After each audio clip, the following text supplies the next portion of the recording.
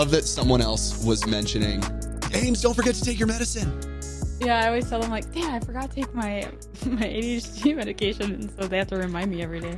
Do you have to take it every day? I try to take it every day, especially when I have things like this, or like when I'm going to hang out with people and I want to be fully engaged. But on days like Sundays where I'm not doing anything and I'm just at home, then no. So what is your ADHD experience? We're just getting into it because I am filled with it. So this is a fun topic. Yeah. It's a lot of like, I feel like overwhelmed a lot. Okay. And then I can't keep track of my sentences sometimes, or I'll just go on tangents, or I'll find myself not listening to people. And I feel really bad because I do really care about them, but then my mind is like, oh, there's 10 other things you want to think about. And I don't get things done, or when I do get things done, I'm hyper fixating on one thing and it leads into 20 other things. Yeah. Is there any relationship? Because I know for me with conversation, I don't necessarily find myself checking out or becoming distracted as long as I'm entertained by whatever the person is talking about. Are you similar in that regard, or could it be the most interesting conversation and still 5 seconds in, you're thinking of everything else? I think if it's pretty interesting, I can stay engaged, but I'm like a child where it's like, it has to be a great story or something I'm really wanting to learn about or know about. And then like the person has to like be engaging because my mind will just wander.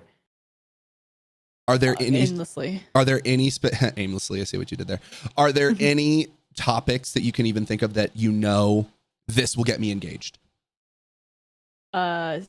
When people bring up like what I do, like streaming, nice, gaming, and I like musical arts and music and things like that. Yeah. Say more about music. Say more about musical arts. Like, is that separate from music? I guess like things like musicals and just music in general and stuff like that. Yeah. When did you get into musicals? Have you always been into those? Well, I want to make it clear, I'm not like a giant Broadway fanatic. I just love music. Okay. And so, like, that's just stuff that I could, like, people are like, share playlists and give me their playlist. And we're talking about what songs mean to us and who's our favorite artist. And then musicals, I bring it up only recently because we just got back from New York and we saw two of my favorite musicals. And I was like, I was on top of the world. What did you see? Chicago and Sweeney Todd. Dude, how was Sweeney Todd? It was so good. Oh my gosh. It was so good. So the reason we were going to New York in the first place was to see it, because it's in season or whatever. And I wanted to go back to New York. And then I found out that Jordan Fisher was playing one of the main characters, Anthony. And I was like, oh my God, this is so perfect. Like, I know Jordan. He's, he owns Complexity. I'm in Complexity. He's been around the channel a bit too. He's such a sweetheart. No way. Met him a couple times. Yeah. Met him. We went to dinner with like Ben and Sam, like Lupo. Yeah. And like he was there and I got to meet him and he's just the kindest soul. So I told them, I was like, hey, Michael and I are going to go to New York. We would love if you two came with us, Ben and Sam, and this is what we're doing. And then she was like, oh my God, yes, like Jordan is in it, whatever. So we kind of planned our trip around like seeing Sweeney Todd and Jordan, which was kind of sad because unfortunately, and health comes first, but he got sick. So he wasn't able to perform the night. No. The one night we went and saw it. Yeah. That's rough. It was, yeah. His understudy was still amazing. Very talented. We're sad that we didn't get to see Jordan. But overall, it was amazing. Have you ever seen the movie Sweeney Todd? I've seen the show? Pieces. Okay. Pieces. I think Josh Groban did great.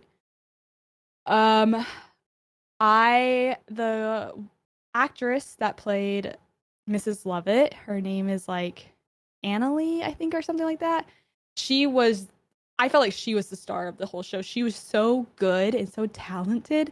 You just couldn't keep your eyes off of her. And the whole time I was just sitting there like, she's so good. This show is so good. She's so good. Like it was amazing. How? Oh my gosh. Okay. Yeah, I just pulled it up. I had no idea that Josh Groban.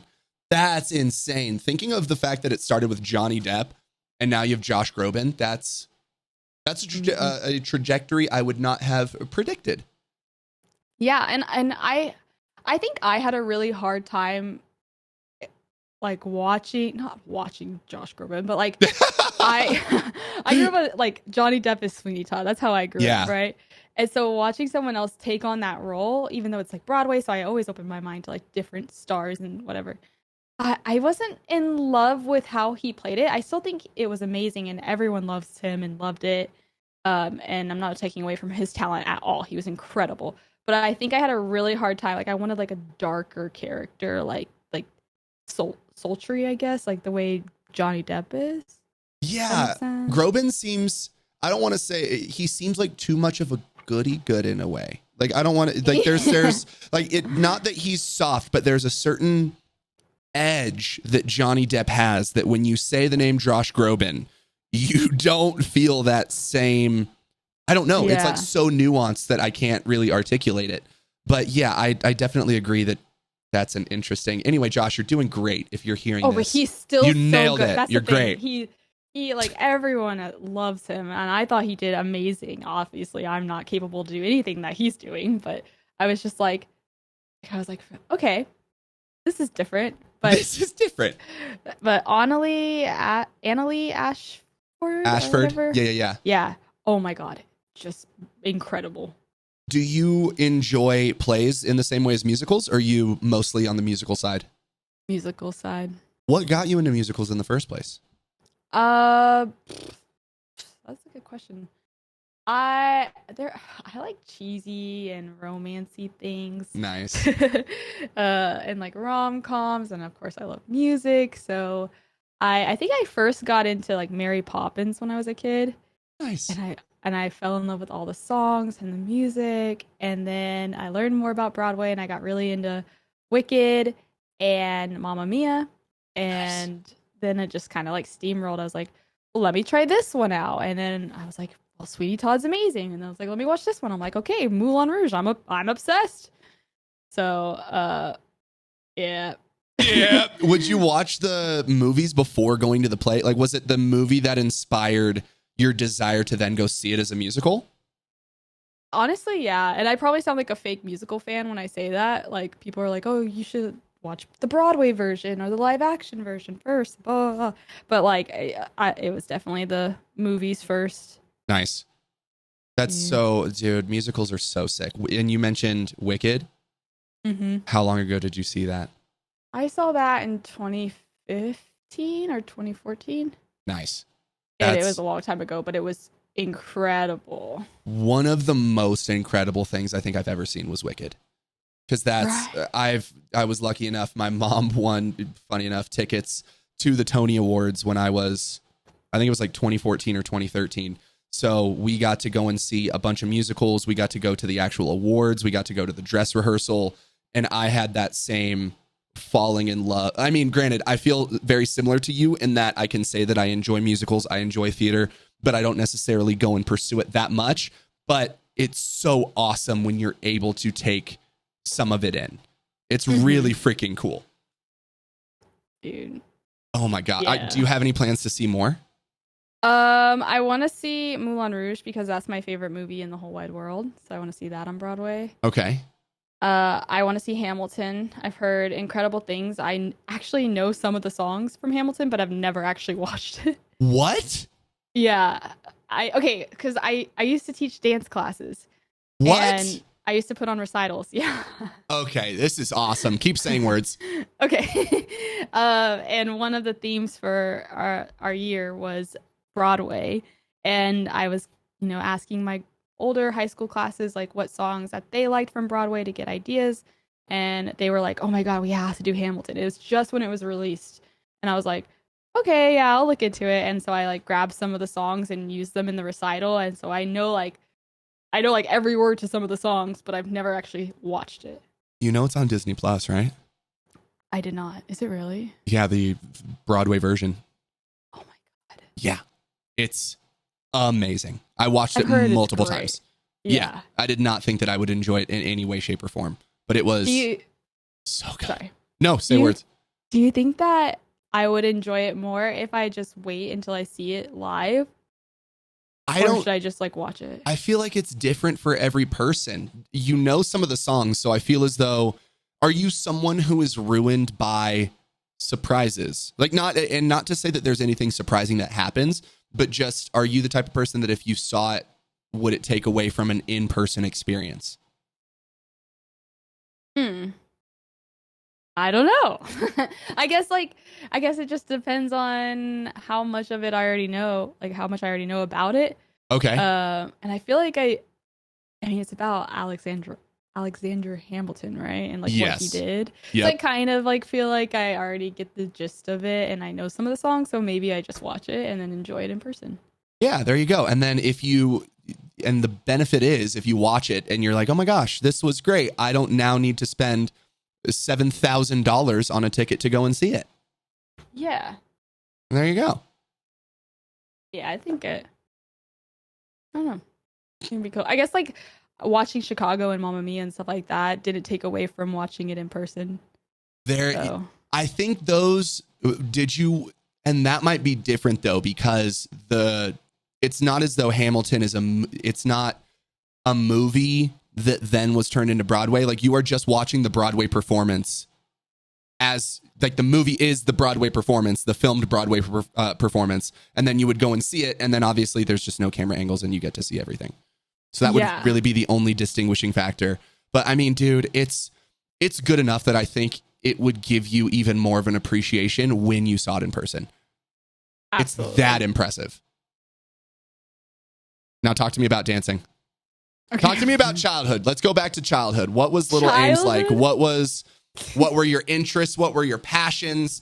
Did you always know you wanted to be an entertainer in front of a camera playing games for humans? Oh, What was my that? gosh.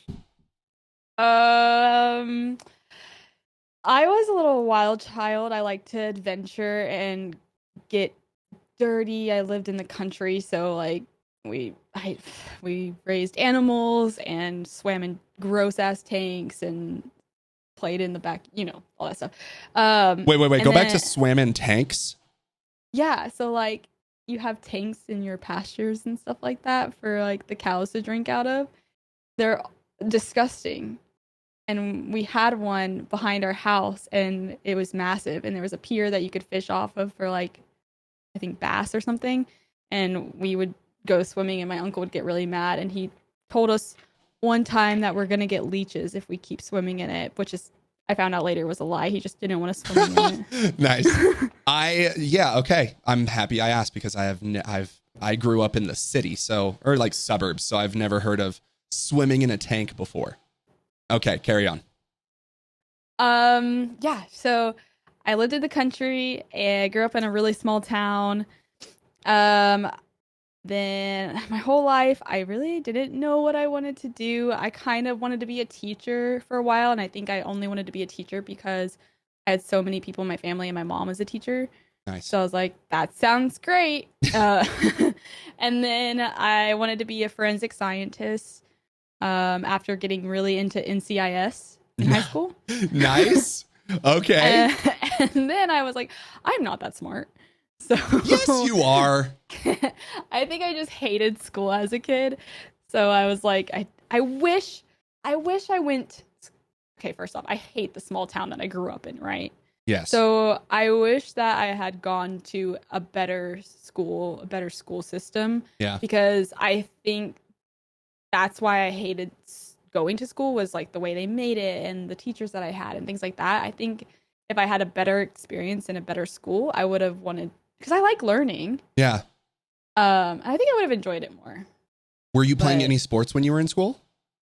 Yeah, I played a lot of soccer when I was younger, danced, and then I got really into softball, like was trying to go to college for softball.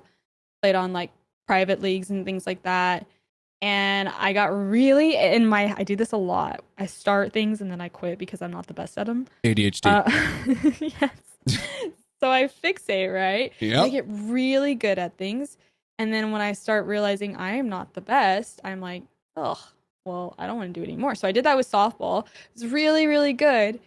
And I got to high school and I tried out sophomore year for varsity, and like three of my friends made it and I didn't. And I was like, well, I didn't make varsity, so I'm done. Dang. Instead of just like sticking it out and working better. And my mom was so upset because she was like, I just put like 10 years of like stuff, like, because it was a long time that I was invested into softball and like all this money into lessons and private leagues and things like that. But I got really, my passions Yep. went to other things, and I fell in love with dancing, which was like the complete opposite. And then I put all my effort and time into like, getting better at dancing. What was it that got you into dancing? Because I mean, softball to dancing is quite the Yeah, pivot. I think maybe the growing up liking musicals, and then putting like a show on sounded so fun. And then I would watch like Step Up, and I would watch dance competitions like So You Think You Can Dance and things like that. And I was like, I want to be able to be that talented. And I guess I could just start by trying out for my high school dance team. And I did, and I made it. And I was like, well, if I can make this, then maybe I could make other things. And so I just kept working at it, and it led to really, really cool opportunities. Was there any part of you, because you had mentioned in terms of like watching Step Up and stuff, that you could see it and you could do it? Was there any part of you that wanted to be in the movie, or did you just want to be as good of a dancer as they were, and that was what made you happy? Um, I feel like there's always been a little part of me that wanted to do something with entertainment. So like I don't know if it was necessarily like working that hard to be able to be in a movie, but it was never like, oh, I never want to be in a movie. It'd be cool Mm, maybe if that happened, but it wasn't like I was getting into the industry to be famous for it.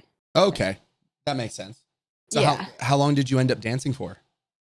So I did about like 3 years when I was younger, and then I danced for about 8 years, and I stopped like 3 years ago. What made you stop? Uh, I think streaming. Really? Yeah, because so I was on the dance team, and then I graduated and I went to college, and I was like, I really want to have my own dance team, and I want to have my own like girls that I send to competitions and stuff like that. So in order to do that, for like a high school teacher, you Yeah. also had to get like a degree in something else so you could teach like a subject and be a dance teacher. And I hated that because I didn't like going to school. So I thought to myself, why am I going to finally get out of high school, to go to school, to get a degree, to go back to school? Yeah. And I was like, that just sounds, I'm just going to be in a school my whole life. That sounds awful. And so I also didn't like the style of dance that was like the core style for the university I went to. They really focused on modern dancing, and I didn't care for it. So I changed my degree, and I changed it for a little bit to mass communication while I was trying to figure out what I wanted to do. Um, but I still wanted to do dance stuff, so that's when I got hired with a company to have my own little studio that I worked at just once or twice a week. And I got my girls for like an hour, and I taught them as much as I could within that hour once a week. And then at the end of the year, it's like a school year's length. Okay. Um, we put on a recital, and I choreographed a disgusting. I did this for like 4 years. I choreographed a disgusting amount of dances. Like, because if you think about it, I had like 5 or 6 classes per studio, and at one point I was working at 3 different studios.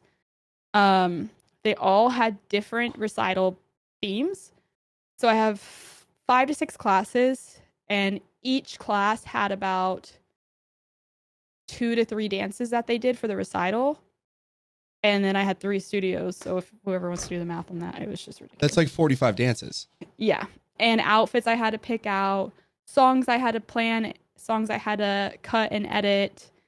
Um, I had to have stage managers, and so I had to have like parents that helped and stuff like that. And we had to do fundraisers, and we had to book venues, and yeah, it was a whole thing. I was like, I did some legit work before streaming. I was gonna say, can you walk me through what? Because I love dance. I've like one of the biggest parts of my TikTok is the royal family, and I just love everything. I forget what her name actually is. Who's the Wait, head you of the whole love the studio? royal family? Oh my gosh, yes. My best friend from California, my ex roommate, he was a dancer, and so he put me on to all of her stuff and just would be sharing random dance videos, and it blows my mind how people are able to choreograph such it's random, but it's so intentional and beautiful.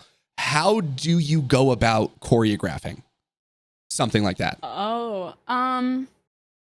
So it was not on as an intense scale as the royal family. Oh yeah. They're insane. They are the best. Yeah. I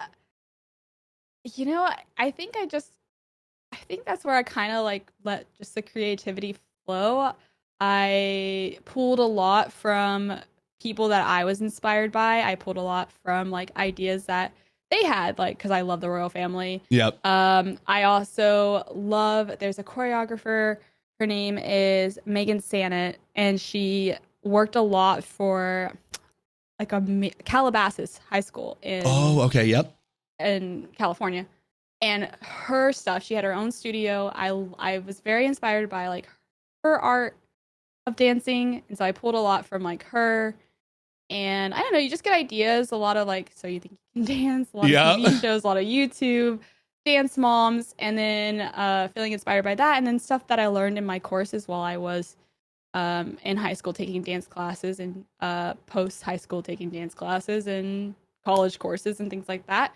And you pick a style, and then you base the movement off the styles. You have to learn how to count music and teach your girls how to count music. And yeah. So keep saying words. Yeah, I don't know. I don't know.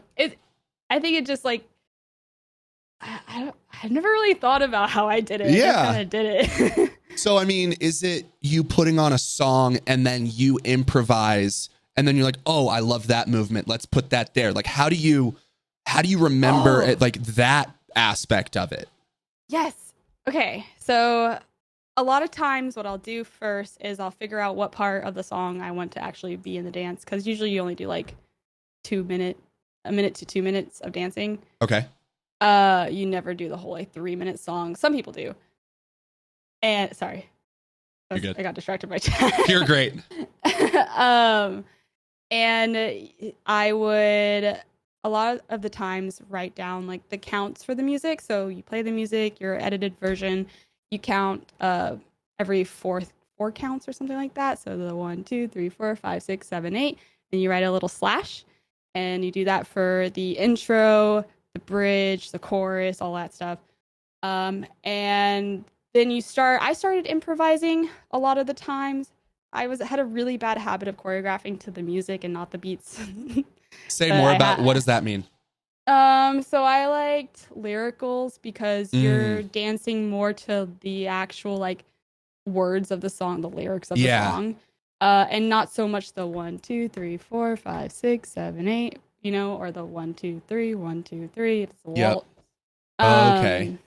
So, but it's really important that you have counts most of the time, because when you're teaching your girls, you're like, okay, we're gonna lean back on 1 and 2, hold 3, then you're going to splits to the 4 on 4, so that's how they memorize their routines. I don't know. So I would just kind of improvise and write down, okay, for this 8th count, I'm going to be doing this. All right, this, and then I would just practice it over and over until I learned it, and then I taught my girls. How long would it typically take you to put a whole choreography together that you're ready to teach? For my babies, it was really easy because their songs were so short, and it was just like little movements, and you do a lot of repetition with them. But when it comes to like my high schoolers and my junior high girls that I worked with that have more experience, I would I gotta tell you something too after this, but it would take sometimes if I did like a full song, Probably anywhere between like an hour to 2 hours. Damn. Yeah. Especially if you can get like, you know how people get like writer's block, you can get Oh yeah. choreographer's block where you're just like, I don't know what the fuck to do right now. And nothing's working. And then you got like, there's a lot of times I would want to incorporate things that I knew I could do. And then I would get there and some of my girls wouldn't know how to do that specific move.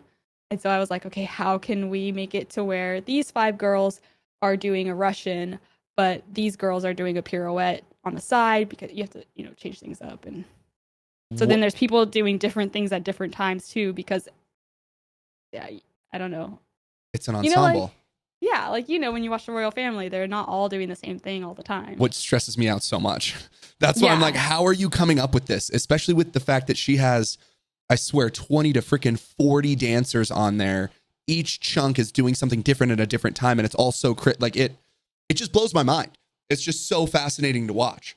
And yeah, so that's why I love dance. I was so close to joining Millennium Dance Academy when I was in LA, actually. I was so close. Yeah, I was so close to giving it a shot because I enjoy moving. I enjoy dancing. It's fun. It's so much fun. And it was just, I just had too much going on. And I was like, all right, you can just move your body side to side. You don't have to learn how to properly do it. Everything's great. What, and I'd be curious to see if you use some of the similar things with your creativity now, but what are some of the things you would do if you can remember to get yourself out of those creative funks? I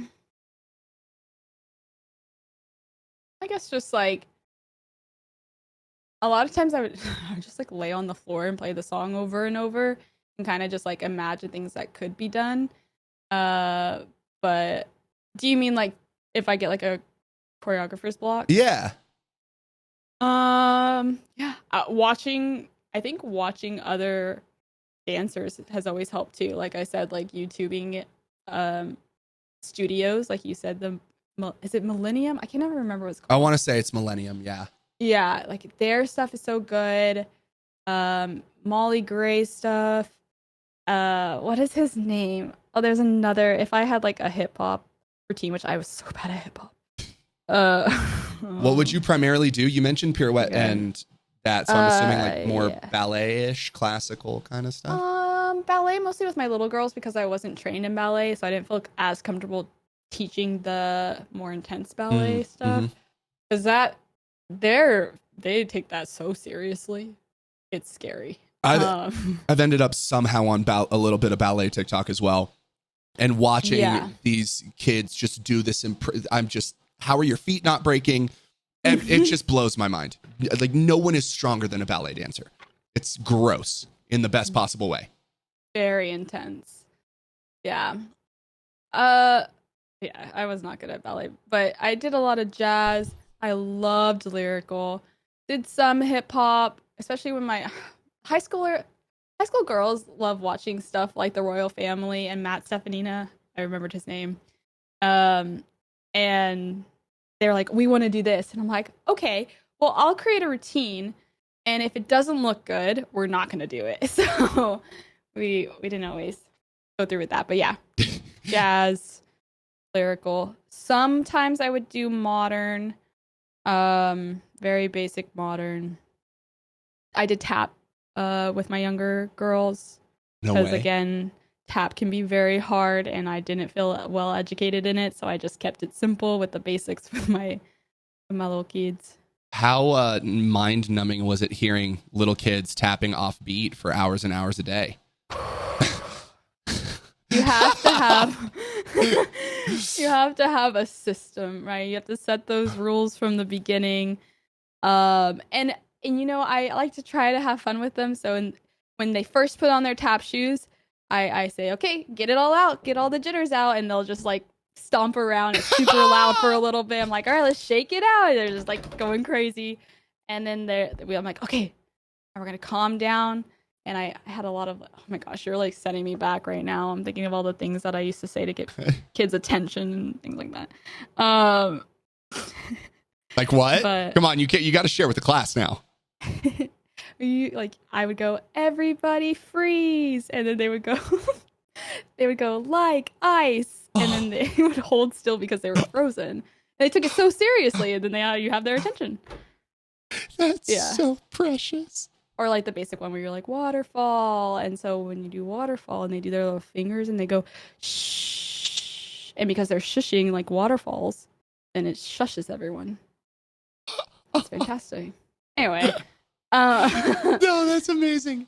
Yeah, I just try to keep them like their minds going and going and going, so there was never any downtime. But you always have that one kid that's like messing with another kid or trying to go talk to mom and things like that. So, what was the most challenging aspect of all of that, of all of your dance teaching? I think giving them 110%, because one year I had 3 studios and they by no means were close to one another. So I had one on Monday, one on, I think, Thursday, and one on Wednesday. And I went to Texas State University, and where I was working, each place was like the opposite direction from the town I was in for probably about, the closest one was probably 30 minutes away. Damn. One of the towns I was in was an hour and a half away. I got paid a lot to drive out there, but still. I was just about to ask. I hope it was that. And then another one was an hour 15 away. So I got paid to travel, which was good. I got compensated for all that. But it took a lot out of me because I was taking college courses. I was a full-time student. And when I first started, I was dancing. And so as full-time student in dance courses, while trying to, be successful in college and driving hours on the weekdays, while also towards the end of the year, you go out to those locations more because you're doing the dress rehearsal and the recital and the fundraising and the Christmas events and stuff like that. So I think to answer your question, I think giving them full everything like that I could offer. I would be tired sometimes, or I would sometimes get there and I would have to be teaching a new routine. I'm like, we're gonna make this up while we go, which my high schoolers kind of liked. So we would just like choreograph together sometimes. But yeah, and then you get attached to them. I had one location that I was at for 3 years, and saying goodbye to them was really hard. Yeah, I mean, especially with the little kids, like that's just, Mm-hmm. yeah.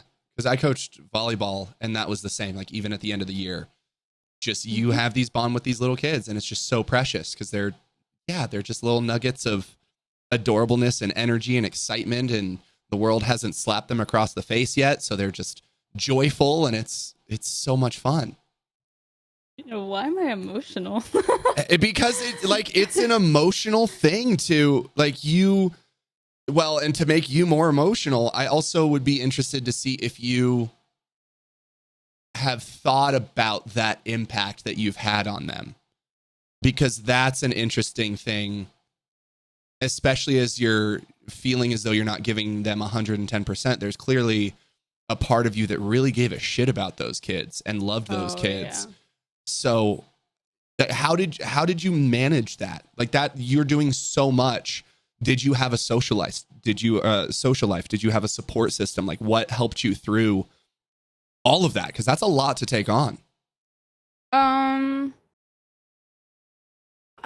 At the time, this is when I was also unmedicated.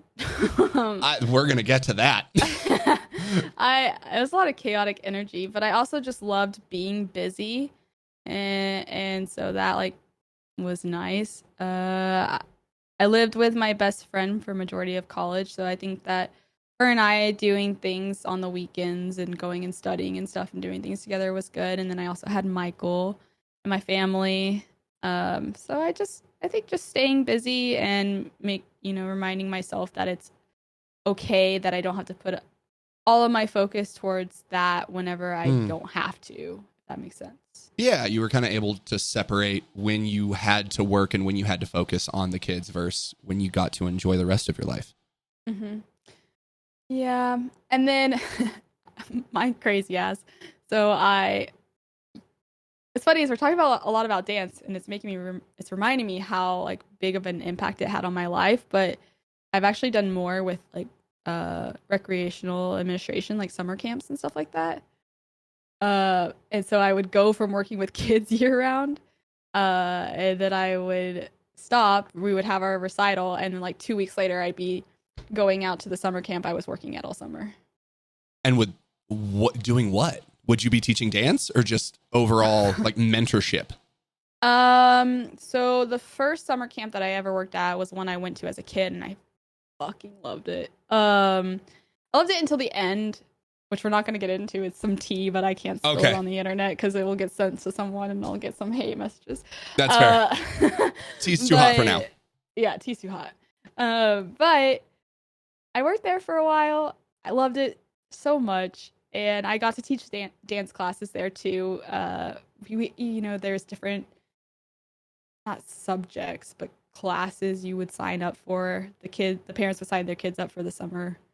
How do I explain this? I'm trying to get my thoughts. It's like you have a schedule that you go to as a camper every day, like classes at the summer camp. Does that make sense? Yeah. Okay, cool. And I ran like the dance program there for a while. I ran the cheer program because it was like the arts, I guess. Like an art camp, if you will? Or like a fine arts camp? Or it was like everything. It had sports, it had swimming, it had dance, twirling, cheerleading, it had everything. But it's kind of like what would be considered a manager. I was a senior counselor, and each senior counselor had their own programs that they looked over. So I looked over the dance programs, the cheer programs, the twirling programs, and I think there was something else, but I can't remember. Oh, tumbling. I was so bad at it, but I taught it. You seem to have taught a lot of things that you might not have should have taught. Yeah. Listen, when I was told like, oh, you're going to be teaching tumbling, I always try to learn the basics, right?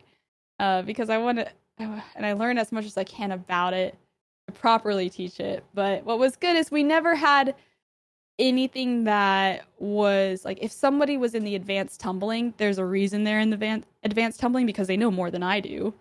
So I didn't have to like teach them, if that makes sense. It was more just for them to tumble. So you would just do your thing, talented kids who know more than me. Yeah, I'm like, do a round off back handspring, and they're like, okay, and they just go do it. I'm like, wow, that was great. Meanwhile, you're struggling with a cartwheel. Yeah, for real. Yeah. So how is, now to kind of connect it more to streaming, how is gaming impacting or playing a part in your life at this point, if at all? Grew up kind of, like I just always been in love with them. I first fell in love with gaming with, I think it was the Atari. Nice.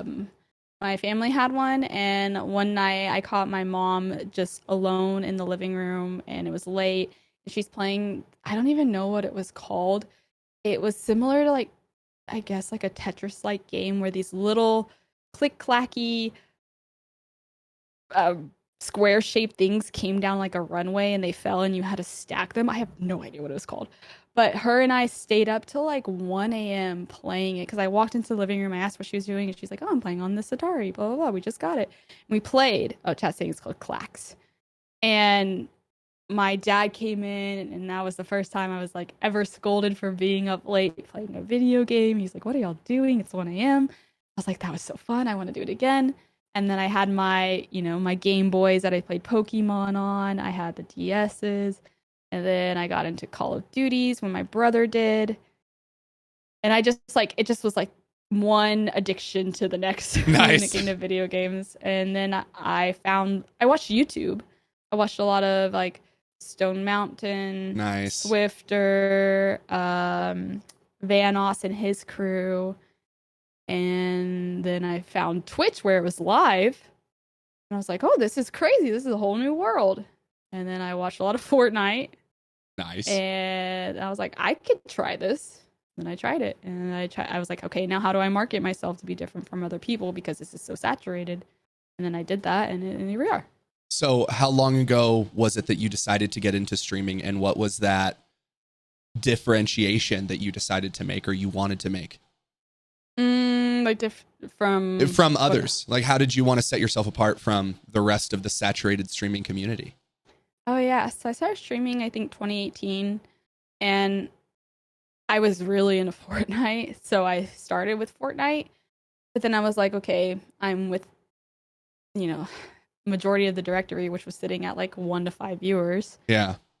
And I was like, this is not gonna work. How do I market myself better?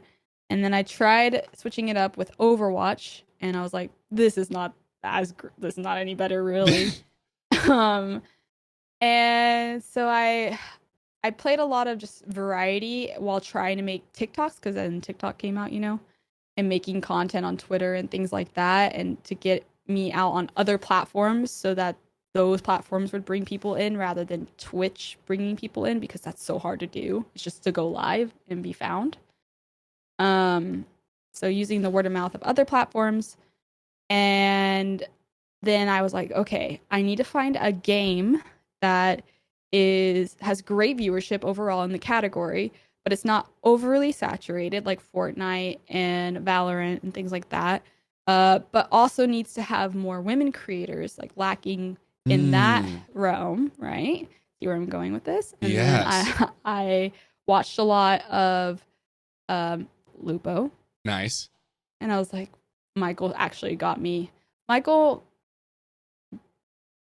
I was watching Ben a little bit on Tarkov, but he was the one that was really watching him and Summit play. So he would always have Summit or Ben on. And he was like, you should really try this game. And I was like, I mean, looking at the category and the directory, and I'm like, there's not a lot of women. And it has potential because there's big streamers streaming it. So I full sent on Tarkov. I met some amazing friends, and their communities were shared to me. And I think a lot of my TikToks that I posted on Twitter really popped off and got popular and got me noticed by bigger streamers, which got me noticed by their viewers. And then I grew from that. And then Lupo rated me one time, which shot my viewership up even more. And then I got partnered. And then I was networking with a ton of different Tarkov streamers. I think networking is massive.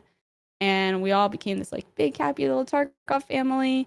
And then I got to play with Ben and meet his friends. And then now they're my friends. And then, yeah. Dude, that's such an awesome journey.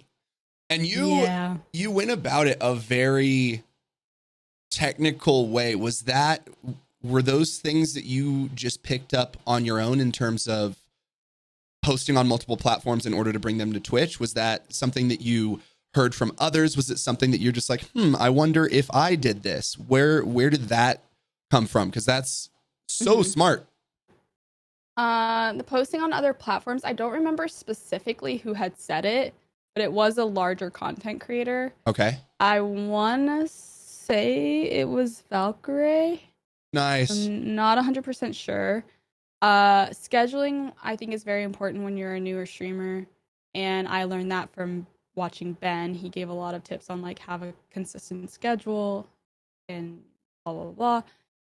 And I don't know. I think it comes from like when I was working at my summer camps and I was managing a summer camp or directing it. And you learn from like college courses and things like that, just like marketing. And I was in mass communication for a little bit, so I learned a little there. And like, I just kind of used all my knowledge that I had, and I was like, you know what? That sounds like deeper than it is, but I was just like, I just need to be different, you know? Yeah. And how do I do that? So I kind of just full sent, which is super out of my, like those TikToks I made were so out of my comfort zone. Why? I wasn't ever really the person to like post things like that. Unfortunately, I don't know specifically what type of content it was. So like, what about it made you feel that it wasn't you or the type of content you would post? I think it's because I never really was posting content to try to like be famous, that wasn't like necessarily the intention, but it was to get recognized. And so it was kind of something, instead of just like posting shit posts, whatever, I was like, oh, this could be kind of tactical. And so what I ended up doing was, it was right when the beginning of TikTok where voiceovers were really big. Mm-hmm. And everybody was doing voiceovers of TV shows or popular memes and movies. So I was like, oh, there's not a lot of content creators doing anything with gaming. So I took audio clips from really, really popular Twitch moments or Twitch streamers, YouTube streamers, and I used their audio and did voiceover of like funny things that have happened with them and their channels, and posted it to Twitter. And then I tagged them, like, for credit of their audio. Nice. And then they would see it, which at the time I thought was so far fetched that these people with millions of viewers would even see this small video. Yeah. But they just caught on. Lupo, I think, helped a lot with that. I am forever grateful for him and Sam, by the way. I tell them all the time. Oh, you've told me multiple times. I'm just like, they did a lot for me. Yeah. But I think that he knew me from his community. So when I posted something and then I was getting good feedback, he would always retweet those videos. Nice. Like, no matter what, like, he would just retweet them. And so then his friends would see them and then they liked him. Like Tim the Tap Man and Ninja and Ray and Pokimane and like things like that. And so it just kind of like steamrolled and people really liked them. So they would come into the channel and be like, oh, I found you through this voiceover you did of Tim the Tap Man. And I was like, really? And they're like, yeah, it's popping off on Twitter. Like, I've never really talked about it, but that was a very weird moment in my life. Yeah. I don't mean to be sad about it because it's amazing, but it was happening really fast. And I didn't think it would be like that crazy. Yeah. And so when I had like my viewership spark and like go up, and then I was gaining like, I think like 2,000 followers per post on Twitter. Wow. Every time I posted these TikToks, like it kind of slowed down because I stopped doing it, which I regret. But I was getting like all these followers and all these people coming into my chat, and I was like, this is so cool, like inspiring, but it was also like very overwhelming because I was thinking to myself, don't fuck this up. Yeah. That's and fair. so I was like, this is my moment. Like, this is what I can grow from. And so I would like lose sleep at night or like get so excited about what was happening that I wasn't sleeping. I wasn't eating. It was just anxiety. I would go to my day job that I was at for a while and think I'm wasting time being here. Like, where I could be like home making this better. Like, oh, it was my mental health. And then the pandemic, and I was like, oh, it was fucking crazy. But, and I'm not like a massive streamer by any means. Like, I mean, you are. But like, don't discount yourself. Thank you. But like, I've grown a lot since then, and I'm very, very thankful for the position I've been in. And I think something that I'm the most proud of is like the community that I've made along the way, and how much like I love them and how much I care about them, and they share with me like updates in their lives, and I try to keep track with them as much as possible. And yeah, I love them. That's so precious. Don't take that to heart, Chad. Just chill out. Yeah, you guys aren't that cool. All right, take it easy. Take it with a grain of salt. So how was the idea for that content born? Like, how intentional was it? Would it be in terms of like, because I'm always interested between people who live stream and then also create the specific type of content that you had mentioned. So was it were you going into your stream thinking, I want to try and get this sort of clip with this other person's audio in mind? Or would you just stream and then clip stuff and then put it together after? You might not know what I meant by voiceovers. Nope, probably not. Here, I'll send you one. Okay. That I did. They didn't do. The thing is they didn't do well on TikTok. So what I did, they weren't hitting the algorithm on TikTok. So instead of, I just bypassed that and just full sent and posted them on Twitter, where I knew majority of streamers hang out. Nice. But I'm scrolling and I'll send you one. But okay, perfect. like you have this audio on TikTok, like from a movie, right? Yep. And then people would literally just like act out those scenes as those people, like memorize the Oh, words. yeah. I know exactly what you're talking about. Yeah. Okay. Yeah. So I did like, Tim the Tatman's intro that he His used to, his old one that he used to have, who where it was like, I feel like I what is only know up, the grenade guys? one. So What is it? What isn't? I don't know. Yeah. He used to have like an intro that is like his infamous Tatman intro that he played every day before going live, and I memorized the entire thing. I had to cut it down for TikTok, but I like memorized the entire thing and then did those voiceovers, and then people loved it. interesting. So in a way, the content that you were posting that was getting you popular almost wasn't related to what was happening on stream. Am I understanding that correctly? Correct. It was completely opposite from it. It was just to get noticed and hope that people would come in from those platforms and be like, hey, I saw this video. It was retweeted by so and so, or I really liked it and I wanted to come in and show my love and say hi. That's so interesting. So how did you That's so interesting because I feel so many people watch specific content and then might seek out the live stream hoping to see that specific content again. So any was there any difficulty in having people come in? Was there any expectations you felt from others for what you had to do in your live stream, or did you feel relatively free to just do what you wanted? I think it was, I don't know. I've never really asked them that. I guess it was more so it was during like right when TikTok was popular and right when Among Us was popular, right? I hate that game. Just gonna throw that out there.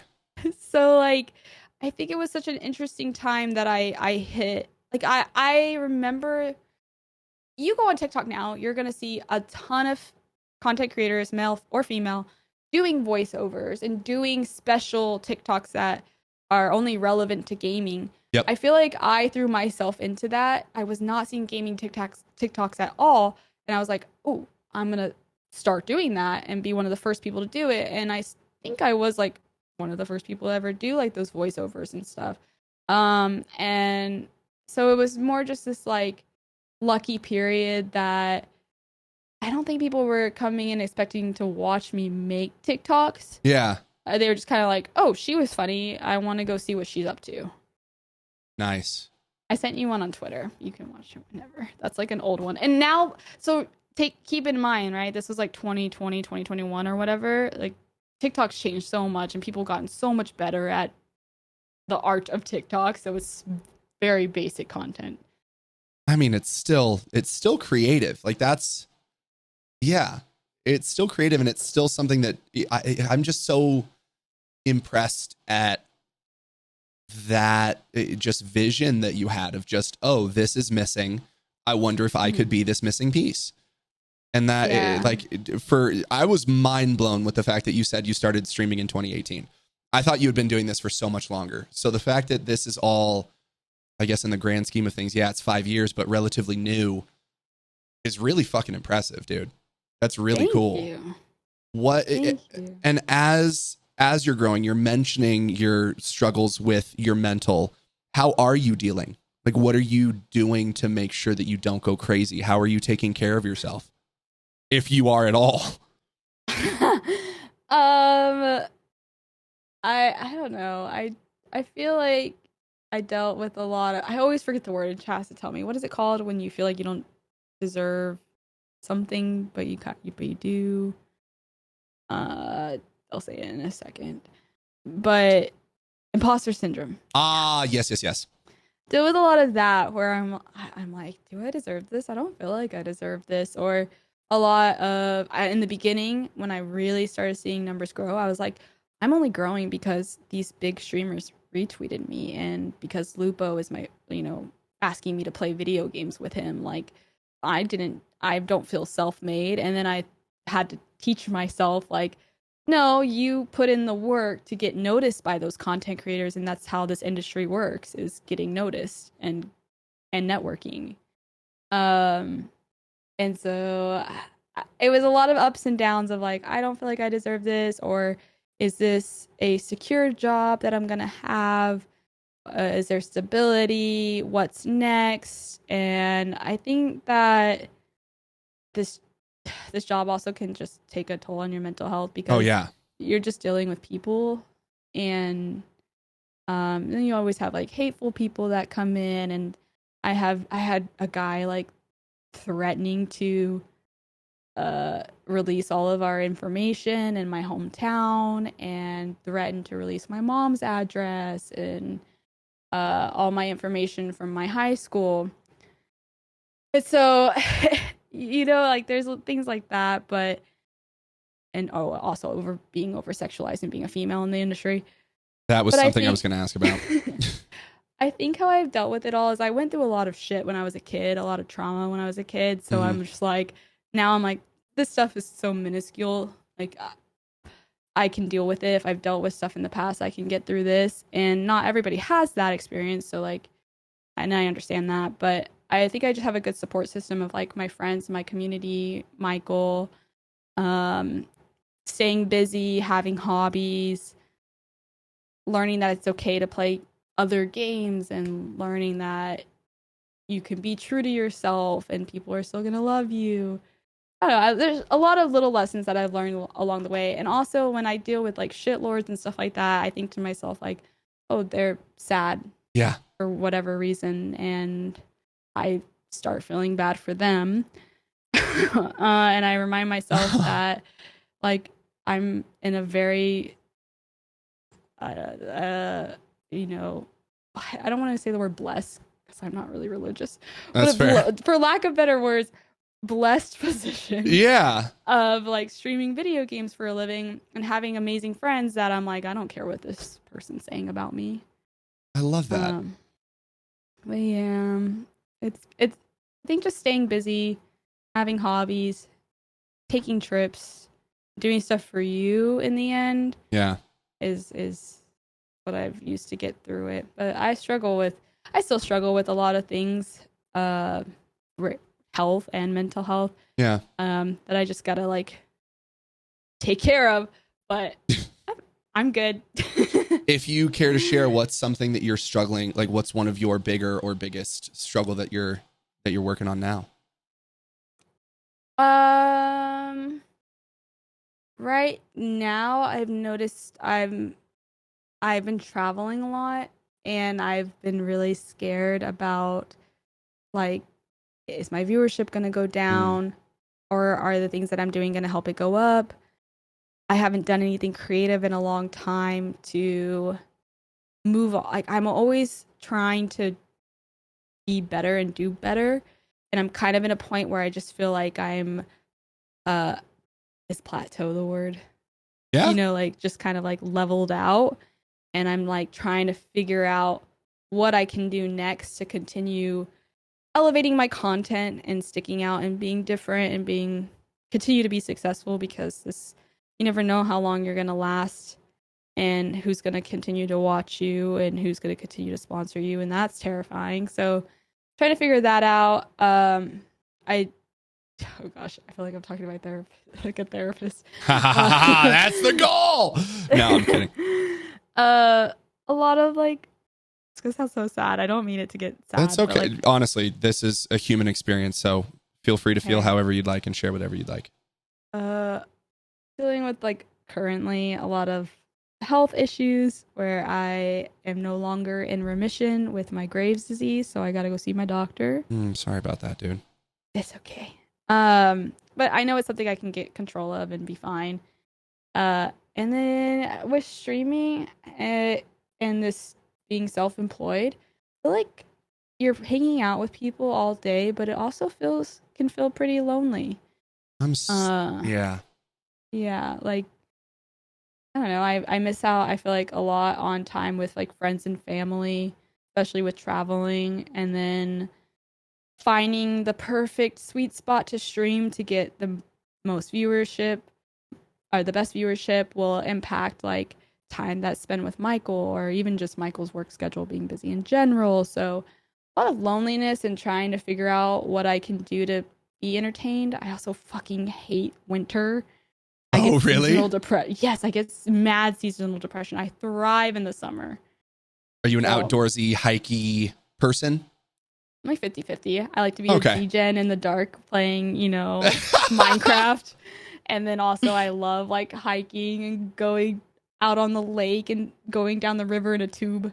So a little bit of both, but I just love the sun. It fuels me, and it's usually this time it's actually like always May that I feel like I get my spark back and I'm feeling re-inspired and working out. So like we're moving in like a week. Nice. So like a new apartment, a new setup, a new gym, like I'm feeling great. Hell yeah. What Yeah. spurred the move, if I may ask? Our lease is up. Oh, nice. Yeah, our lease is up and they bumped our rent like $500. Bro, if you work at a rental property, I'm just going to go ahead and say you f***ing suck and stop raising our rent for no reason. Our income's not raising $500 a month. So why are you raising our rent? Thank you. End rant. Exactly. And I'm so sad because this apartment, like I so much has happened and I'm thankful. I'm so thankful for it because similar to how I'm hoping to feel when we move into our next one. I'm manifesting it. I was so inspired to create new content and meet new people, and I felt like this is the apartment where I made so many new friends and was able to snag new sponsorships and complexity and my complexity announcement, and so much has happened in this apartment, Yeah. as well as like where we're at. Obviously, can't say, but it's so pretty. Yeah. Like when I look out my back windows, it's just trees. And so I in our living room, it's just set up perfectly to be like bright and green. Nice. So I am like sad because the location is just perfect and the apartment felt perfect, but it's just one of those things where it's time to move on to the next chapter. We're gonna be in this new place for probably about 6 months and then move into hopefully a house. Nice. Wait, you said Yeah. months? You're going to be in the new place for months? 6 months. Oh, damn. Oh, shit. So you guys are paying that excessive rent for the 6-month lease as opposed to a year. Well, kind of. So, again, this is a very lucky position that we're in. Michael works for a fancy residential building, apartment complex thingy. So he's the problem. So he builds beautiful apartments, right? Okay. His company does, and so we get a discount. So we're paying only. Actually, I don't know if I could say. You don't have to. I mean, it's up to you. I don't care. We're not paying full price for it. That's amazing. Yeah. So we get a pretty hefty discount to live in like a semi-lux. I guess it is luxury-ish. Luxurious. It's a difficult word. It's okay. Luxurious place. Yeah, but I'm very happy, and we're actually going to be paying less than what we're paying right now. So I would hope so. Yeah, that's so sick, dude. Congrats. Yeah, so we're only doing it like it doesn't matter how long we do it for. Type thing. We just kind of told them baseline we want to hopefully be out in 6 months, but they were like, you can stay for a year. Yeah. Nice. Mm-hmm. And you had mentioned before you went full-time streaming, you were working another job. So what did you have envisioned for your life before this all happened? I'm glad you asked. So when I changed my major from dance, like I went to mass communication for a semester, hated it, and then I loved working at my summer camps, and I was like, why? If I love this so much and I'm passionate about it, why don't I make this a career? So I changed my major to recreational administration, and I basically wanted to manage and run my own summer camp. And like the ultimate goal was to buy property of my own and start my build my own dorms and stuff like that, or buy property maybe that already has, that's gone to waste or whatever. Yeah. And run my own summer camps and then rent out the facility in the off season for people to come for like business retreats and things like that. And yeah, I really wanted to do that. I was a camp director for a summer camp in Florida for, was it 2 years? 2 years, I think. And I actually was supposed to, I'm a little sad about it, but also like other great things happened from it. I was supposed to open up a new branch with her in Oregon. What? And yeah, we were like mid process of scouting out locations, and I was going to run for June. I was going to be in Florida for the camp, and then in July I was going to be in Oregon and like running the show, and kind of have like she was going to split the business with me and stuff like that. And then the pandemic hit, so it slowed things down. We couldn't have summer camps. And I was working I graduated, and I was like, I quite literally can't do anything with the degree that I want to do right now because a lot of it's working with people and we're quarantined. So my grandparents, they own a company in San Antonio, and they needed people to do more office work. And so I went and worked for them for about, I think, a year, maybe a year and a half. And I was streaming in the evenings when I could. And then, yeah, I told myself I will not stop my day job. I will not quit my day job until for at least 3 months I'm making double what I'm making here. Nice. And then that happened. So then I took the leap, and here we are. So when did you officially go full time? When did I go full time? That's a really good question. You're like, chat. When did I go full time? I think I waited until I got partnered, which my partner anniversary I think is like February 21st. And that was 2021. I think I went full time in 2021. You're telling me you have accomplished all of this in essentially 2 years?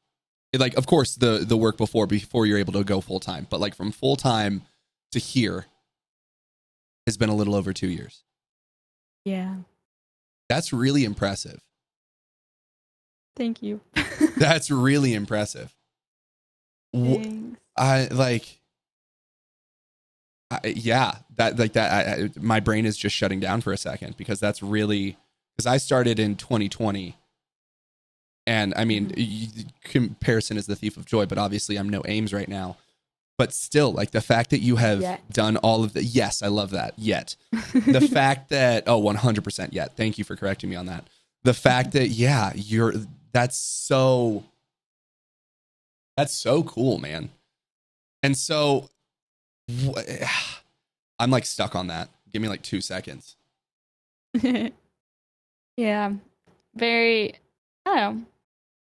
Very thankful. I met some incredible people, and I like to hype up like my Tarkov friends that I met in the beginning too. And I need to play with them. But like Miss Magpie and Baz, and then of course meeting like the first time I played with Anne, I got a tummy ache, and it's really? So funny. It's so funny to think that now because I'm about to go have dinner with her in like 3 hours. That's But yeah, the first time I played with Anne, I was like, I got so nervous that I got so sick to my stomach that I had to end stream. I just told them that I had a stomach bug. I was like, hey girls, gotta go. Like, I'm not feeling well. I was just nervous. So what? Okay, so then thank you. That's the perfect segue. So what you did mention the imposter syndrome. So what was your journey to become, I mean, not even comfortable with where you belong, but like with those people? Was it just continuing, just essentially not giving up and eventually feeling comfortable?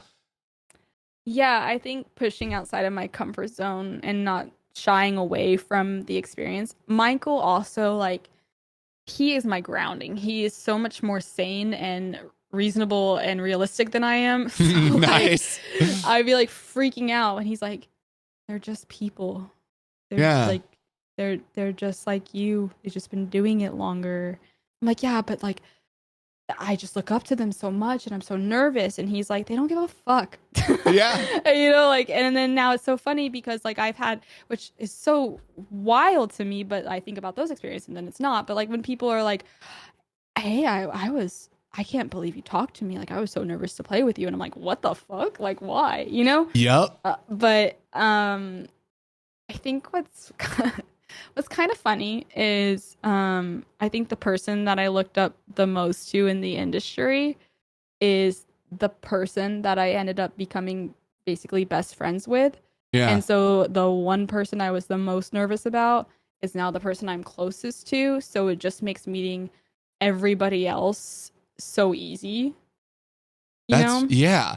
And I have to like compliment you because you have been so welcoming and so kind. And even in Minecraft, in Tarkov, and even meeting both you and Lupo in Texas, it was just so great because you wouldn't expect that you are the person you are.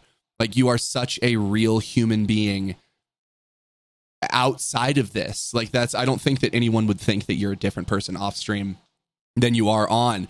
But just to tell everyone, like I have never felt so welcomed and just loved by a group that I have not met before. Like you would not expect that these are some of the top people in the world at what they do. Like it's crazy.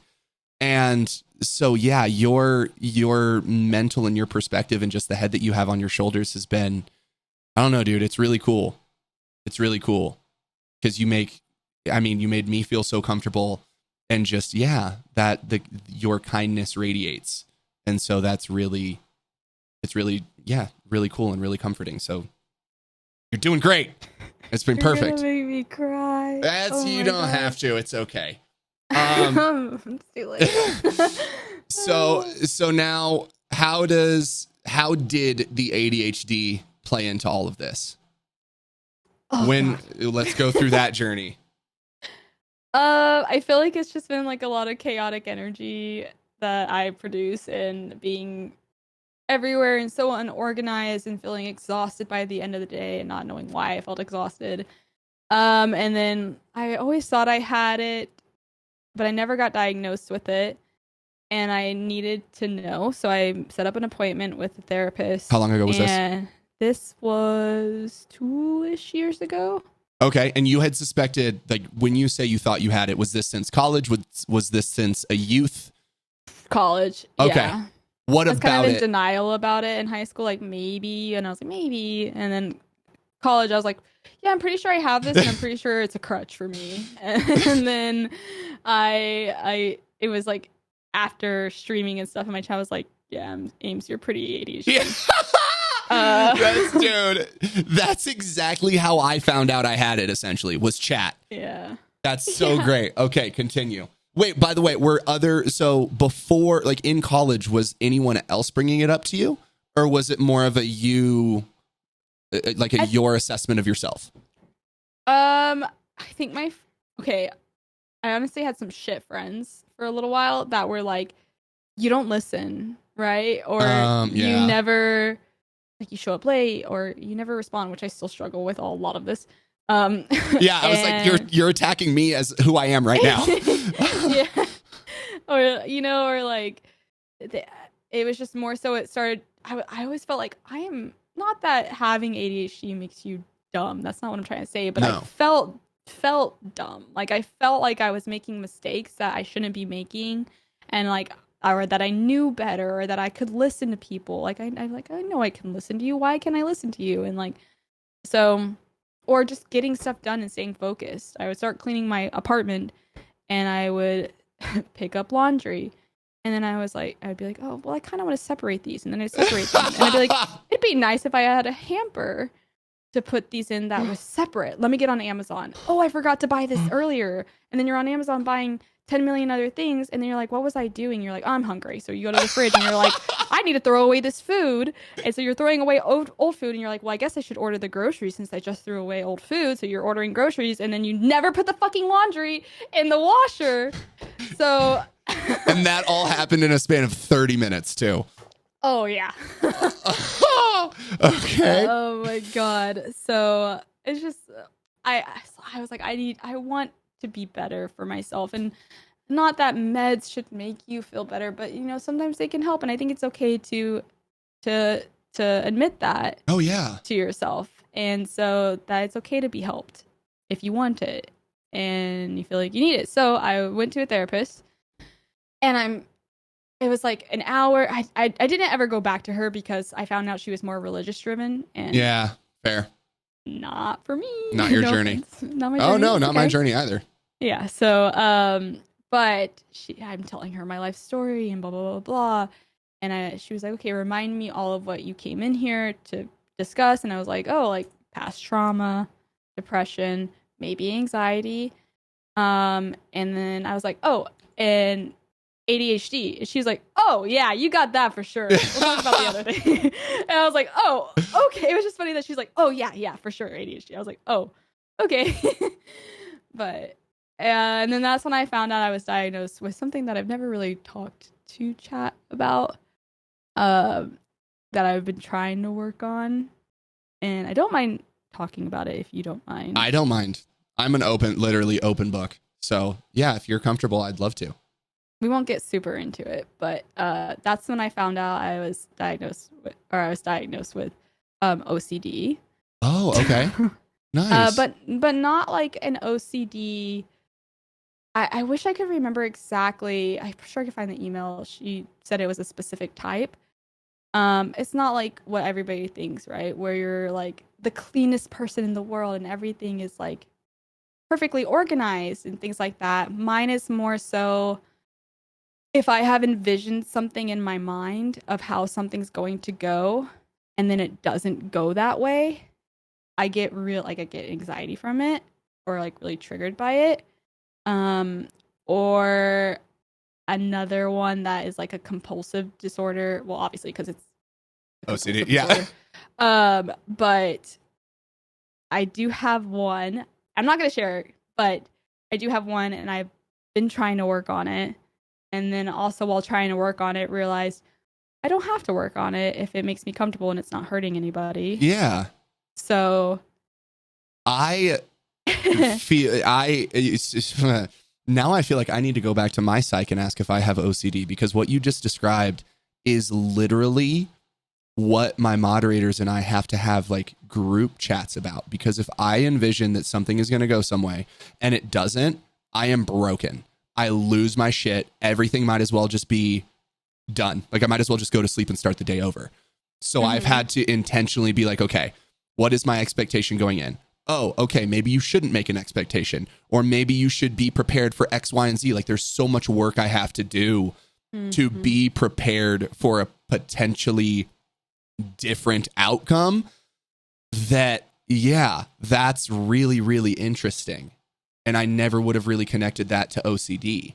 I just know for myself, it's just, I mean, I also know that I'd be curious if that's like an aspect of just control. Like I like to know, I love expectations. I love knowing how something is going to go. If I don't know how something is going to go, like I just can't. And so, oh, that's so interesting. and I have two different like variations of it. Like the compulsive one is a completely different thing that I have to that. Yeah.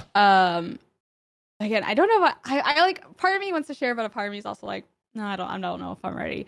But it's something else, a compulsive disorder, the compulsive part of it that I'm working on. But yeah, and I mean, I'm starting to recognize it more because I started feeling like shit because I felt like I was hurting the people around me. Where I was like, oh, I get upset that the plans have changed because usually I'm pretty easy going. Like if I don't make plans, I'm go with the flow. I'm a yes man. Let's jump into this. Absolutely. But if it's something that I had been sitting on for a while, like I think this is going to go great, like this and this and this, and then it doesn't, I feel bad. Like, okay, for instance, this is an example. I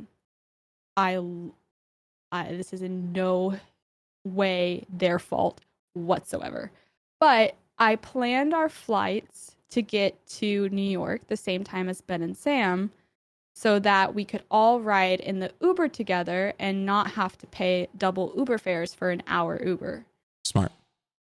And so in my mind, for a whole like month leading up to the trip, I'm getting excited that I get to ride in the car with my friends through New York. We get to listen to music and talk and catch up, and I get to hug them in the airport. Like, I do this. It's a fixate, right? I fixate on it. Yeah. And then we get there, and Ben and Sam land, and we land, and we are in completely different buildings. Like, you can't even get to the other terminal without getting a ride. Really? Yeah. So they had landed like 10 minutes before us. So they were like, oh, we're just gonna go to the hotel and we'll meet y'all there. And I instantly was like, oh, I got off the plane. And at first, my first thought was like, why couldn't we just figure out how to ride together? Right? Yeah. Like, we could have figured it out and saved so much money. And I'm like telling Michael, and I'm like, why are we in different buildings? Like, all the other airports connect. Why does this one not connect? And I went from being like almost crying from happiness on the plane, and now I'm like frustrated. Yeah. And I'm sitting there and I'm like shaking my leg, and I'm telling him, I'm like, how did we not make this work? Like, I've been planning for us to get here at the same time for this reason. We could have gotten here 6 hours earlier. And I stopped and I was like, this is it. Yeah. I was like, oh, I'm doing the thing. And I was like, we budgeted for this. We budgeted our money to be able, if something happened, to spend more money. Like, it's okay that this happened. We're going to see them in literally 30 minutes down the road. Like, it ended up not being terrible. You know, it was. And we got there, we hung out with them, and everything was fine. And I just had to like tell myself that it was okay. Like, little things like that used to send me into like massive spirals, and I would just be angry for like, or sad. Not angry. I don't really get angry. I get like just depressed, disappointed in a way. Yeah. Where I'm like, I feel like I ruined people's experience or something. Or oh my goodness. Mm-hmm. And so you're thinking that because you're upset that the Uber didn't work out, that you would then be a disappointment to them or let them down? Am I understanding that aspect correctly? I guess just like everyone, yeah. Interesting. Just like, oh, like we could have saved money. Or I feel bad because they were waiting, not realizing that we were in a different building. So they waited for us for a little while when they could have been in their cars sooner. And then I think it also was just like selfishly, like I can admit selfishly, I was just sad because I really wanted to hang out with my friends in the car. A car ride with friends is so much fun. Yeah, it's so like, much fun. Going into New York City together. This is what I'm saying. Like, I get so excited over lots of things happening, and then when they don't happen, I'm like, this sucks. That's the obsession part of it. Oh yeah. So and then I have something else about. Do you want to share? No. Oh, that the other part of the compulsive part, is that what you were alluding to? You don't have to share. Trust me, you don't have to. No, I'll keep that one to myself. Okay, I love that. What, for those, because of course I am in the neurodivergency with you, and you've mentioned that Michael is the more grounded one. For those out there, and maybe if it's too, of course, don't get too specific if you don't like to, but how does he best support you in those moments, and how has that journey been for you two? Because that can be, anything that you're dealing with can always be so tricky to deal with a partner, but having a partner who's just there, who's willing to listen and try and understand and figure it out with you can be so beautiful. So what was that journey like for the two of you? I am so in love with him. I love that. Because he has just been my rock. Sorry, I'm just reading something real quick. All good. And messaged me about dinner tonight. I just want to make sure. Don't say the restaurant out loud. I'm not. But I am telling her sounds good for dinner. Okay. Yeah. Oh, sorry, I know we're podcasting. It's okay. I just had to make sure I wasn't like going ADHD. over time. We're great. Yeah. Okay. And I won't keep you for too much longer. So this can tie up. You're totally good. It's not. I just looked. It's not until like 8:00. So we're beautiful. Yeah. You have time. I have time. I was worried she was gonna be like 6:00 and it's 4:30, and I'm like, who the hell gets dinner at 8? People have bedtimes. She's from California, so I guess, she's visiting. Time. Yeah. Oh, I thought she lived there. Never mind. No, no, Continue. no, Carry no. on. Okay. No, no, no. Okay. Yeah, no, is my rock. Sometimes I get nervous that I'm too emotionally attached to him. And I recognize that, but luckily we're getting married and we're in love, so it's Yeah. okay. Say more about that, because I know that that's a very common feeling. Yeah. I mean, he's just been my best friend since we were 17. So he's been through everything and he's seen past traumas and we've just lived it together and he's always been there, so he understands it. He's seen how I've grown from a kid into an adult, and so he just knows every in and out of how my brain works, and he recognizes it, and he's just somebody that will like put his 110% into helping me and making me feel good. Like if I wake up in the middle of the night and I'm having a panic attack, he's up.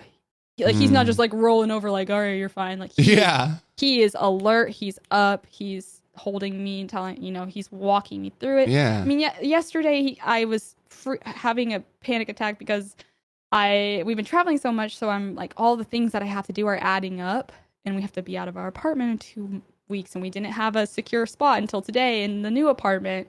And so like freaking out, and he comes through the door and he's like, sees that and he's like, let's make a list. Let's walk through it. Let's set dates. Like he's just so good for me, and he just gets it.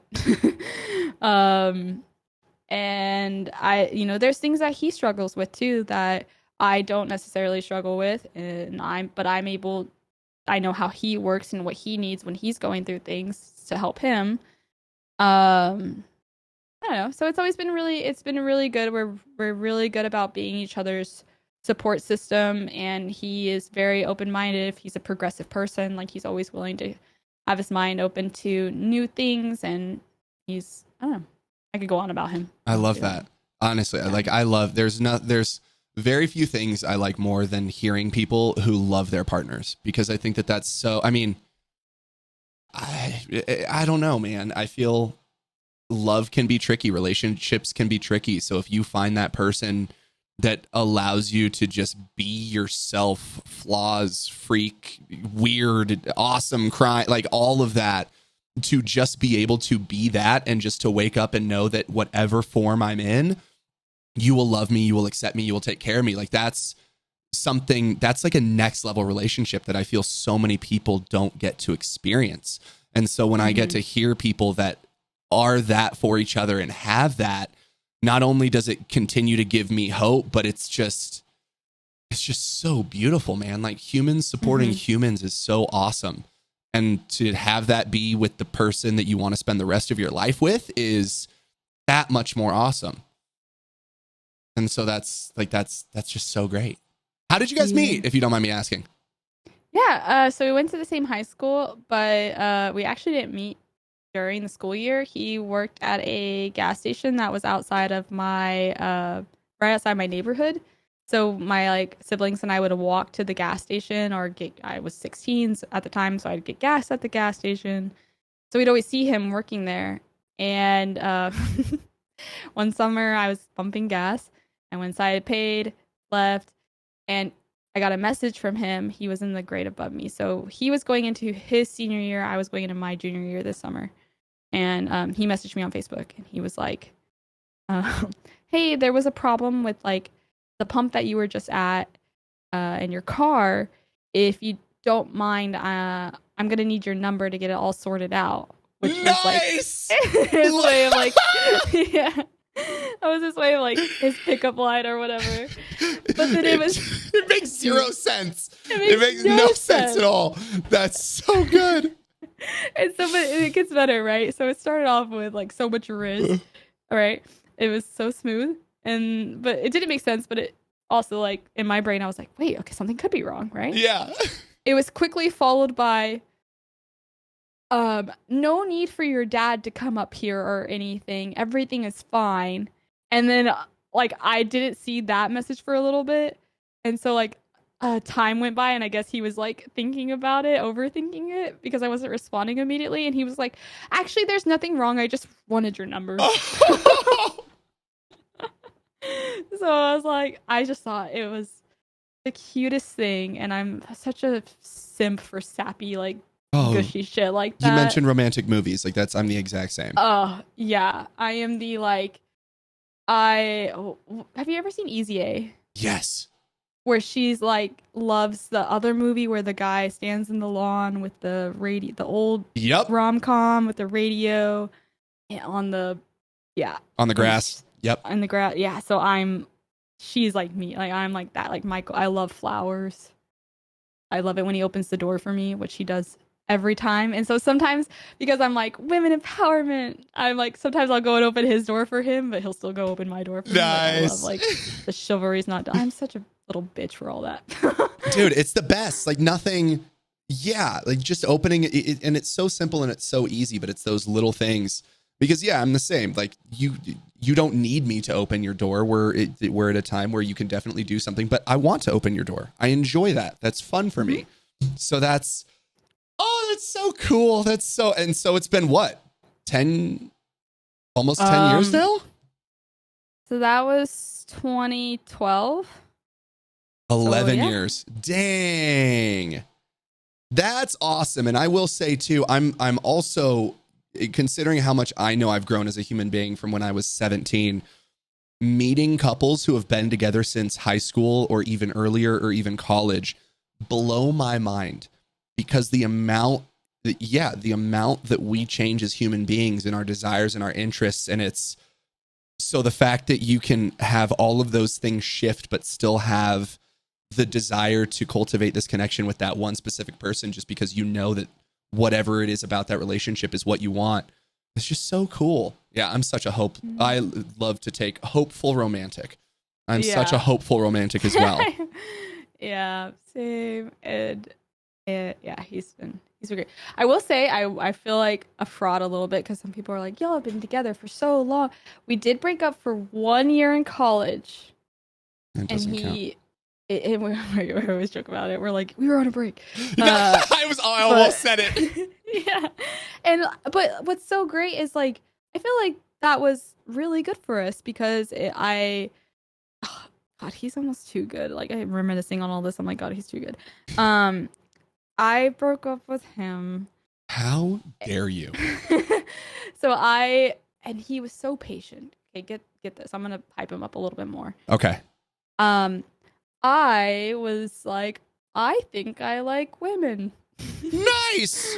So I was like, I felt like I needed to figure that out before I stayed committed with him. And I shared that with him that, I had met a girl and she was making me feel sorts of ways. And I wanted to figure out if I like what I was, not necessarily that you have to be anything. Yeah. But just at the time I was like, am I gay? I was like, no, but I love Michael. So he let me, he was like, do what you got to do. Go figure out what you want. And like, I told him like, don't wait, date who you want and figure out yourself too and what you want in life. And I'm going to figure out me. And then like I dated some girls and like I proud to admit I'm bisexual. Like nice. And then time went on and I was like, I really miss him. And it just hasn't been the same since we stopped dating.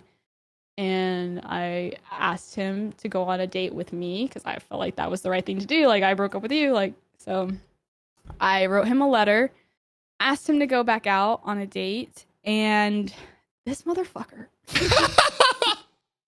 So we're on our date, and we're catching up. And I was like, so you dated, right? Like, while we were broken up. Because I didn't date any men. I just was, like, dating women. Yeah. But I was like, please tell me you went on some dates and you met some girls or you got around or something. Like, and he goes, no, I went on one date. And I was like, just one? It's like, yeah, I went on one date. She was trying to get me to go home with her, but I ended up just dropping her off at her apartment. And I was like, well, did you kiss her? And he was, or like, I was like, did you go in with her? Like, and he's like, no, I just dropped her off. And he goes, I think I kissed her, but that was it. And she was upset with me because I wouldn't hook up with her. And I was like, okay. But you didn't, nothing else? He's like, no, I was just waiting for you. Oh my God. Like, Michael, I love you. you. I haven't even met you and I'm in love with you. Oh my, what the shit, I fucking dude? lost it. I was like, no one else. He's like, no, I just was. He's like, obviously, if it would have been years and years, but I'm almost crying. Yeah, he's like, you're my favorite. I just knew you would come back or hoped you would come back. So, yeah. Oh Yeah. my God. So Yeah, so y'all didn't even, in a way, so y'all didn't really even maintain a friendship throughout that time. You guys legitimately went like splitsies, did your own thing, and then just full like 100% gone and then 100% back?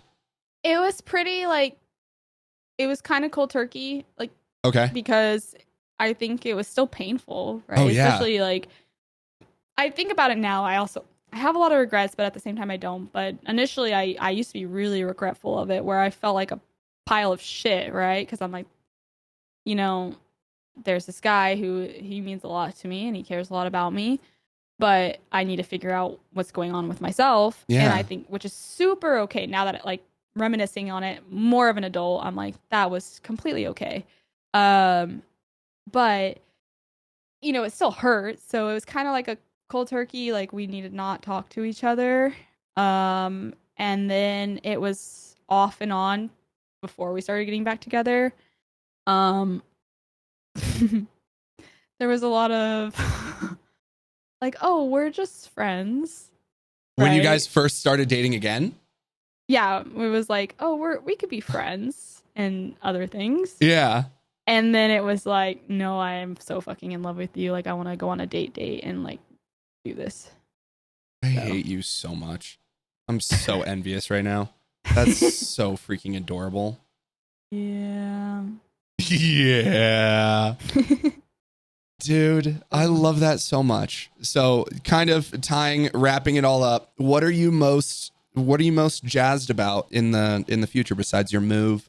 What are you most excited about with your content, with your life? What are you just what's life looking like for Ames in these next few months or the near future? Move into the new apartment hopefully next week and then be done with this one in 2 weeks. Nice. So a little bit of an overlap. I am officially signing up for piano lessons. Nice. Something I did in high school and I said I wanted to learn this year, so I put it off too long. And I figured now more than anything would be the time to get into it. So I looked at some places and I have a couple places in mind that I think I'm gonna send on, but I haven't decided which one. And then I love summer, so just summer activities. I hope I don't travel too much, but I am going to Alaska at the end of June. Damn. I'm really excited for that. With some other streamers. And then TwitchCon. I want to start a cooking segment because I want to learn how to cook. I'm terrible at it. I'm like, okay, I'm decent at it. Like if I follow a recipe, it's gonna be the best thing, but it's gonna go exactly by the recipe, right? Oh yeah. So I want to be able to just learn more about cooking. So either like sign up for like an online course or something, or maybe just even the internet has access to everything nowadays. So like watching YouTube videos and learning, and I want like to do it with my chat. So like instead of it being like a cooking channel where they think I know how to cook, it's more of like I'm learning. If you want to learn along with me or cook with me or whatever, that's my goal when we move into the new place. That's awesome. And speaking of piano and cooking, have you checked out Masterclass? No. I would check that out. Masterclass.com. I forget how much it is a month, but there's literally classes taught by Gordon Ramsay, and like it's incredible. I signed up for it for a little bit, and then I just found myself being crappy at signing up or continuing classes. But it's like they have classes on meditation. Oh, you can save 35% off for Mother's Day. But it's food. Here we go. Gordon Ramsay teaches cooking. Someone else teaches vegetable technique. Someone else teaches the art of at-home cooking. Then there's music, how to produce. By the way, I'm not sponsored by Masterclass, but if y'all are looking, what's up? Some dude teaches the ukulele. Christina Aguilera teaches singing. Like, there's so many things. Let's see if there has to be someone who's teaching piano here. Let's see. Wow, actually, shockingly no. But yeah, music for film, drumming and percussion, creativity and songwriting, film scoring. Like, yeah, there's so many things. And they have food, design and style, art, music, business, sports. Oh, sports and gaming. That's Wait, new. Piano. Oh, I didn't even realize that. There's a jazz piano. It's specific, but there's still piano. Yeah. Maybe. Wow, this is cool. Yeah. So I know that would be a hyper focus dream for you. Because you literally just go in, what do I want to be really good at today? And you'll be able to find it. But then again, YouTube is free. So yeah, I just wanted to offer that up to you. Because it's really fun. That's cool. Oh, that's right. This is the website that Ninja does his masterclass on for streaming. Yeah. Gotcha. That's so cool, though. Okay, yeah, I will 1,000,000% check this out before I full send on anything else. Yay! Cool. So yeah, and then even that discount for the month. So boomtown. But yeah, dude, I got nothing else. If you got anything, amazing. Otherwise, I can't thank you enough for this. This was so much fun. Yeah, thank you so much. I really appreciate it, and I absolutely love this. I love talking to you. You made it like, I don't know if you want like a review or like. I mean, dude, you just even already you saying it, I'm getting choked up. So like, just say whatever you would like to say. You just made it so easy to talk about everything I'm passionate about, and I did it without feeling hesitant, and I don't know, I just did it confidently, which is hard for me to do because I feel like when I talk about myself, it's boring and no one wants to hear it, but you just were so interested and intrigued, and it made me want to go on and on about stuff I'm passionate about, which made me feel really good and emotional. And then you said really sweet things, and I appreciate you. And I think that if you continue this and you could have some amazing, I mean, I think you've already had some amazing creators a part of it, but this was really good. And I felt like my chat was engaged the whole time too, even though like we weren't talking necessarily to them specifically. Yeah. But it was so smooth. That was 2 hours and it felt like 30 minutes. Like it flew by. Thank you. I'm going to try to not cry. But like legitimately thank you. Cause this is what I've loved doing. I judge myself so much to an extent because it's like I had a first date that will not be a second date last night. And it's like when I'm asking, hey, what do you like? What do you enjoy? What are your days? I feel so many people are like, I don't, you don't want to hear about that. But it's like, no, I want to know. I want to know what you love. I want to know what's difficult in life. Like I like knowing the human aspect of humaning. And so, yeah, I just thank you for being open about everything that you discussed as well. And that's, yeah, I love this. So that review, I don't think I can properly articulate what that really means to me because I love this. So, and I'm so jazzed to keep this going and to keep talking to people and figuring out all just what humans do in the creation space, and even growing it to athletes or whomever the fuck wants to come on here and just talk about life. Like, yeah, this is something that I'm feeling I'm meant to do and want to continue doing. So I truly thank you for that review. That'll be the TikTok portion that I send to every person that I want to be on the podcast. I can't tell you what it's about, but I'll show you a review, and I can't wait to talk. So, dude, I mean, who knows if in a few months, if you're down for a catch up just to see how life's going, I'm so down. And yeah, more Minecraft and shenanigans soon as well. Absolutely, dude. I appreciate you. Thank you. Appreciate you. Thank you. Have a good day. You as well. Bye, stream. Bye, everybody. Bye. Bye.